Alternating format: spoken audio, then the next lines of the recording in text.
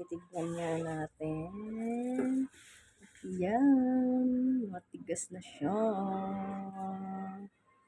Titignan natin. Wait for it. So, yan nga guys. Yung isang itlog ay naging 4. Dapat 5 yan eh. Kaso nga lang is maliit lang yung itlog. Kaya hindi kaya ng 5. So, yan nga guys. Legit siya. Yung isang itlog naging 4 na. Dapat 5 talaga ay maliit lang yung itlog. So, yan guys. Oh, yan na nga siya guys. Naging 4 na nga.